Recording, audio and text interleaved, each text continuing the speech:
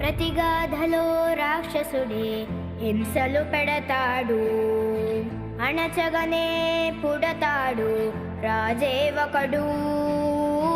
శత్రువునే కడదేర్చే పనిలో మన రాజు, హింసలనే మరిగాడు మంచిని మరిచే. ఆ నీచుడి అంతు చూశాడు,